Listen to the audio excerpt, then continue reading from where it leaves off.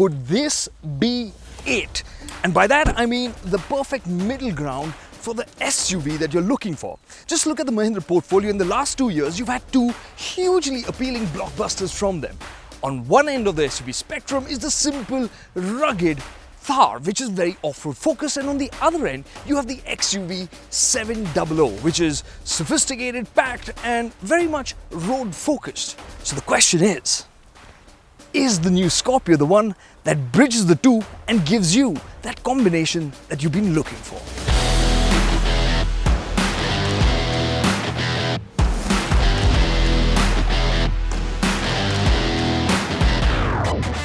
Hello and welcome to ZigWheels. If you haven't done so, please do subscribe and remember to share this video if you really like it.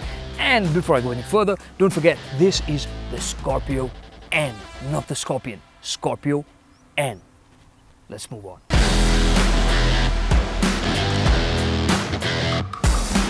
At first glance, the Scorpio DNA is visible in the grille, headlamps, and there are also new touches like the LED fog lamps that get a scorpion tail.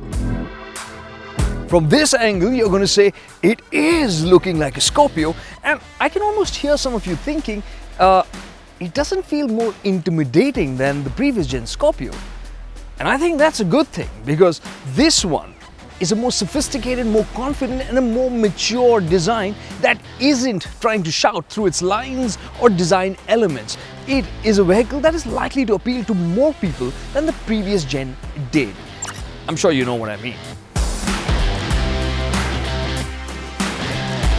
Let's put aside what you and I think and talk about facts. In terms of numbers, this Scorpio N is, well, larger than the outgoing Scorpio, its predecessor, in just about every which way. Be it length, width, wheelbase, it is bigger. The only number where it's not is its overall height, where it's 150 millimeters lower than the previous generation Scorpio. But keep in mind, this is still tall enough to make the XUV700 seem a little lowly. But we'll put that aside for now. In terms of the Scorpion elements, you can see that little bit of a tail whipping out here for the quarter glass at the rear too.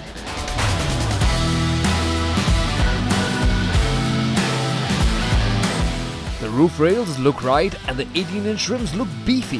However, the rear wheel arches could have been flared a bit.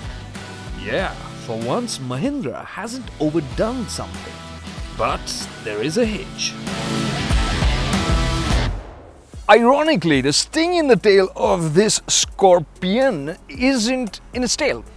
Actually, this is where it kind of falls flat because, well, it does look quite van-like. It feels tall. At a quick glance, you think it was a Xylo or a Marazzo, and depending who you are, you might think of it as a mild compliment or mildly offensive. But the point is that this just doesn't feel very cool. And I'm not even going to complain about the fact that the tail lamps look like they've been borrowed from a Volvo XC90, which actually is something I like.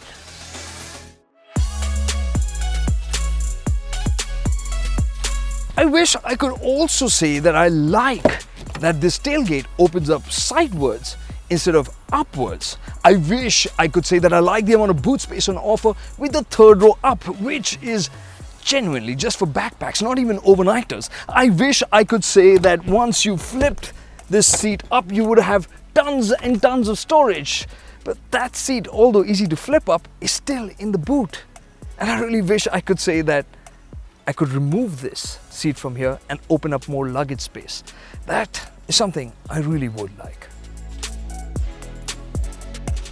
So the contoured boot floor and the intrusion of the third row make you wonder, what if they just made it a 5-seater with a difference? Think about it. A Scorpio Aero, where the tail is just shorter, the boot floor is flat, and no third row. I think it makes a lot of sense. Sat back here in the third row, my wish list grows a little bit longer. I wish I could say that the third row is pampering you here in the Scorpio N, but if you look around, you'll see that there are no dedicated aircon vents for the third row, there are no charging ports, there are no real cubby holes either. All you get is this one storage area for a phone here. That's about it. Aside from that, you get this sculpted seat with adjustable headrest, 3-point seat belts for 2 people at the back, the basics. But that's where things get better, because when it comes to the basics, as long as you are as tall as me, which is 5 feet 6 inches, this third row can definitely be used for shorter journeys and stints within the city. Some of the limitation of the usability of the third row is down to the fact that the second row doesn't really slide. So the knee room at the rear is locked, so taller occupants than me, even though they have more headroom on offer, will not really be comfortable there. Now coming to the second row here, clearly in terms of space there is no shortage. You've got plenty of headroom here, and this seat is set to my driving position. I've got plenty of knee room, the width is great, and this, despite being a ladder frame SUV, you can see that the under-thigh support is great, but you do get the sense that it's got this old school adamance about it, because if you look at the door pockets, they are basic and hard to reach down to when the doors shut. And if you look at the USB charging point, there's only one. If you look at the aircon vents, they're down there, low down in the center, so getting air back to the third row won't really be easy. It would have been better if they were higher up on the B-pillar or on the roof. And of course, having sun blinds would have been nice too. The Scorpio N though is trying to make up for those misses with this, the captain seats, which are offered only on the top end variant. And these seats, apart from just looking cooler, also are more comfortable. There's better under thigh support. The seat back also holds you better. The sense of welcome that the Scorpio N offers just gets richer as you move further up in the cabin. Now these front seats, sat here, you do realize that this cabin does feel premium, and compared to the predecessor, this is a whole new experience. The dash looks premium, this layout looks handsome, and if you look at the grain for the plastics here, they're hard plastics, but it looks good. And this is soft touch here, as is for the armrest here, and even on the door pads. There is a fair bit of hard plastics used around the cabin, and some bits do feel flimsy, like this glove box, which is also quite tiny, although it is cool. Aside from that, you do have this infotainment system, 8-inch, which is a nice touchscreen with Android Auto, Apple CarPlay, but we haven't been able to activate it here, and it doesn't look as crisp as we would have liked, especially when you compare it with this digital color MID, which looks fantastic and gives you things like tire pressure readouts and of course other settings for the vehicle as well. And in terms of features, this is packing more. This is really well equipped, like the 12-speaker Sony sound system that we saw with the XUV700, which is particularly good. And along with that, you have a powered seat, and you also get a wireless charger for your mobile phone.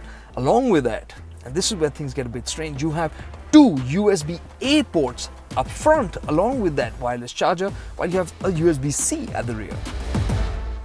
It also gets dual zone climate control, a sunroof and connected car technology. It also misses out on features. There are no ventilated seats, there's no 360-degree camera. You have a front and a rear camera, but the quality of the camera is disappointing. Do not rely on this if you're on really tricky ground. You'd much rather have a spotter outside. I'm going to wrap it up there, because there's lots to like about the Scorpio N, and I'm going to be diving into that now.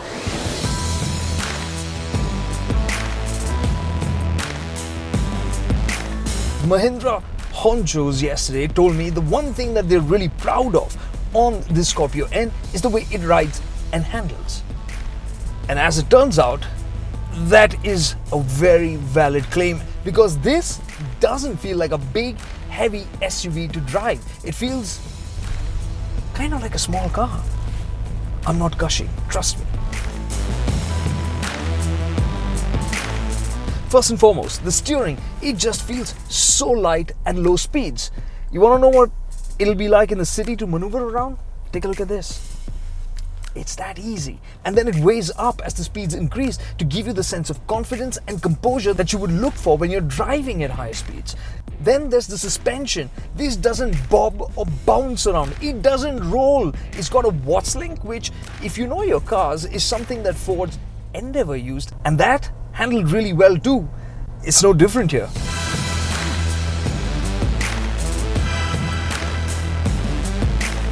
Hustle it around a corner and you'll find that it just remains unbelievably flat for this format of a vehicle. which means this is something that is comfortable at low speeds to gobble up bumps and speed breakers at city speeds, and then when you're out on the highway this feels composed, and if you get onto broken roads, well, let me just say it's at home there. Then there are the brakes. The pedal feels light and it is so well calibrated that you can give it just the right amount of input to get the braking you require every time, which means more confidence. And at high speeds, if you jam the brakes hard, thanks to that suspension, this doesn't dive into the ground. It feels quite flat and composed. Much unlike the previous Scorpio. The familiar bit in this package are the drivetrains. These are derived from the XUV700, although the state of tune has changed just a little bit. On the diesel, there's 175 PS of power and a little less torque. This has been done keeping in mind the nature of this vehicle. But out on the road, this doesn't feel in any which way a slouch to drive. It feels properly responsive, and the gearbox, we're only driving the automatics here, are smooth and quick. So whether you want to just amble around in the city or cruise on the highway, the diesel feels very capable. The surprise for me in the Scorpio though is the petrol. Now this engine is making 203 PS of power, which is a bit more than in the XUV. But this engine in the front wheel drive XUV made it feel a bit clumsy. But in this rear wheel drive Scorpio, the result is special. The torquiness of the engine is put to great use.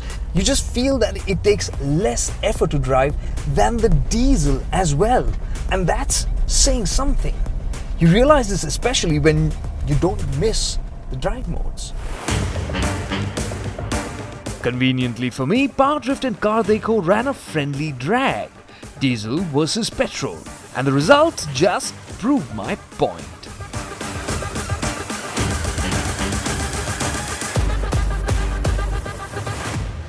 What about off-roadability? Well, the Scorpio gets 4 Explore 4-wheel drive system. This is basically an electronically actuated 4-wheel drive system.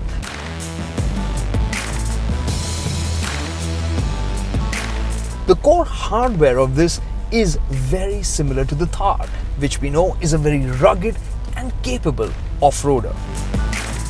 But unlike the Thar, 4-wheel drive is only available on the Scorpio N with diesel grunt, which when combined with low range ratios and electronics should make the Scorpio pretty potent in the slush and muck. And given Mahindra's experience with the Thar, the Scorpio N should be pretty reliable here too. But would it be as bug-free as the Japanese here? In terms of safety technology, here's what the Scorpio has to offer. And nope, it doesn't get ADAS, which is pretty much to keep it from going head-to-head with the XUV700. So the bottom line is, if you were looking for the perfect middle ground between the Thar and the XUV700, the Scorpio comes pretty close.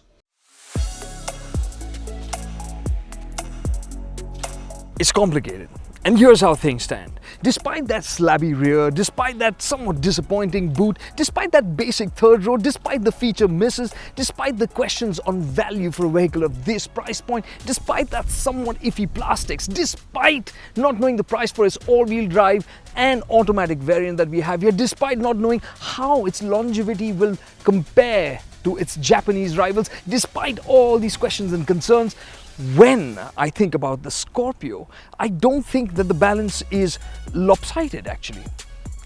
In fact, it is lopsided in the Scorpio's favor. It's not because of the cabin space on offer or that commanding seating position. It's because of the way it drives, the engine, the gearbox, the suspension, the way that works and makes you feel. So when you think of all the niggles and the misses and the questions that we have, despite all of those, what Mahindra has managed to achieve with the Scorpio makes you think, wow. You know, whenever I'm thinking about this car, a music starts to play in my head, which isn't quite right.